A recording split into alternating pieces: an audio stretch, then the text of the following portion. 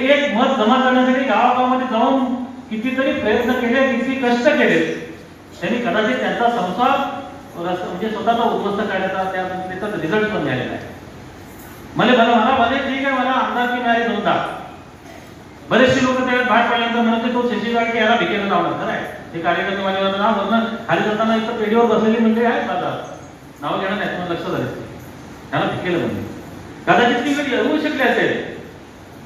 परंतु माझा सर्वसामान्य कार्यकर्ता, माझा धनुष्यबाण या ठिकाणी माझ्या शिवसेना प्रमुखांचं मी त्यावेळेस स्वप्न होती, कदाचित आम्ही त्यांना दिलेला शब्द पुरा करू शकलो, याचा फार मोठा आनंद त्या ठिकाणी आम्हाला मिळाला. त्यांनी माझ्या पाठीवर परत एकदा थाप मारल्याचं माझ्याकडे अजून मला वाटतं कार्यवाह त्यावेळेस केला होता, त्याच्यामध्ये तो फोटोही आहे. तर ह्या शिवसेना प्रमुखांच्या एका शब्दासाठी आता चिपळूण जर पेटून उठला, त्यानं डिपॉझिट जप्त झालेली शिवसेना पुरुष एकदा 76,040 मत आहेत, 76,000 मतापर्यंत तो पोहोचवला. आणि त्या मतदारसंघामध्ये दुसऱ्या निवडणुकीमध्ये सुद्धा मला 75,000 मतं मिळाली. तिसऱ्या निवडणुकीमध्ये 73-74 मिळाले. ठीक आहे, थोडासा जरी आलेख घातला तर त्यावेळेस त्या सिच्युएशन मध्ये म्हणजे पण आपली 74-75,000 मताच्या खाली आम्ही कधी आलो नाही. आणि म्हणून आज तरी माझ्या या सभागृहामध्ये माझ्याबरोबर काम करणारी मंडळी असली तरी ही सभा, ही बैठक आमच्या कार्यकर्त्याने आग्रहाने जेव्हा वाघर विधानसभेला आपलं नाव येतं की काय, साहेब वाघरला जातात की काय, अशा पद्धतीने आमचे राष्ट्रप्रधान मंडळ आहे आमच्या एक 5-7 दिवसात टाकलं. हे बसले म्हणाले, साहेब तुम्ही काय बोलायचं आम्ही जरा आमचा जरा प्रयोग आम्हाला करते. परत एकदा शिवसेना धनुष्यबाण भगव्यामध्ये काय ताकद आहे ते आपण दाखवूया. आणि म्हणून हा एक 4-5 दिवसापूर्वी निर्णय घेतला आहे आम्ही की 6 तारखेला आपण एक मेळावा घ्यायचा आणि त्याचं रूपांतर आज आपल्याला या ठिकाणी मेळाव्यामध्ये झालेलं आहे.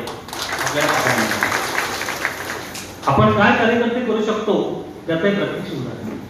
आणि म्हणून आज या सभागृहामध्ये माझ्या बरोबर आज काम करणारी मंडळी आहे, त्याच्यापेक्षा दुप्पटीनं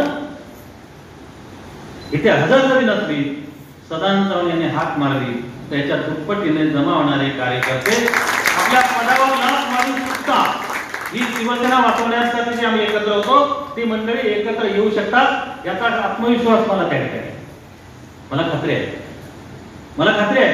एखाद्या गावामध्ये माझ्याकडे कार्यकर्ता सुद्धा नसेल मला खात्री आहे, पण त्या कार्यकर्त्याला मी जाऊन गावामध्ये अजून तू काय करतोय, तू ह्या शिवसेनेचा आहे त्या शिवसेनेत, तुम्ही अजून शिवसेना वेगळी समजलेच नाही. मला ते समजायची आवश्यकता नाही. मला एकच शिवसेना प्रमुख बाळासाहेब ठाकरे यांनी दिलेला तो भगवा आणि तो दिलेला धनुष्यबाण. तुम्ही म्हणाल 2 वर्षापूर्वी तुम्ही पक्ष का बदलला, मी धनुष्यबाणावर आहे, मी धनुष्यबाणावर राहणार आणि धनुष्यबाणावर निवडणूक लढवणार.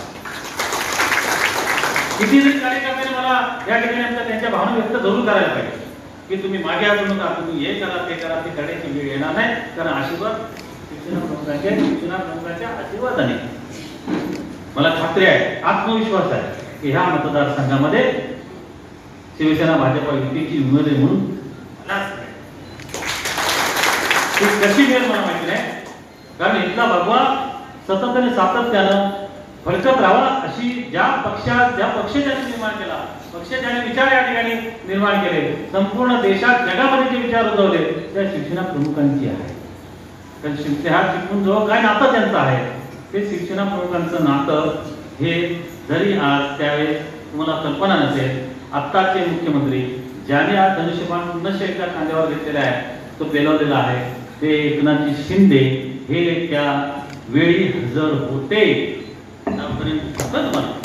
माझ्याकडे तुम्हाला त्यावेळेस अंबरनाथची महानगरपालिका जिंकलेले होते, त्यांच्या नगरसेवकांना भेटायला आले होते आणि त्यावेळेस मला वाटतं बाळासाहेब त्या ठिकाणी होते, दत्ताजी नलाडे होते आणि मग त्यावेळेस ते सुद्धा ह्या प्रसंगाचे साक्षीदार आहेत. तेव्हा त्यांना कल्पना आहे चिपळूणचं आणि शिवसेना प्रमुखांचं नातं आणि राग्याचं आणि धनुष्यबाणाचं किती नातं आहे त्यांनाही त्याची कल्पना आहे. त्यामुळे मला एक निश्चितपणे माहिती आहे की आपले जे नेते आहेत हे नेते तुमच्या सर्वसामान्य कार्यकर्त्याचे कडक करणारे नेते आहेत याची मला पूर्ण खात्री आहे.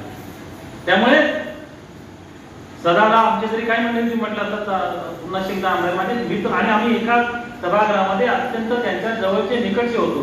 जेव्हा ते पक्ष सोडून गेले तेव्हा लोकांनी आधीच सुरुवात केली की सदानंद चव्हाण हा जाणारच.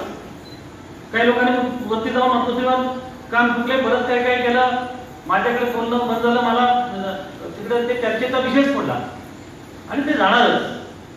आधीच निर्णय जसा माझा निर्णय घेऊन जातो. आणि खरं आहे, मला एखाद्या कार्यकर्त्याच्या कसं पाठीशी राहावं, त्याला अडचणीतून कसं बाहेर काढावं.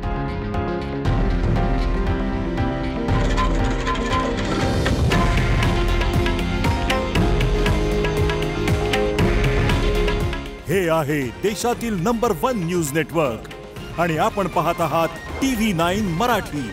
काळजी तुमची, हित महाराष्ट्राचं.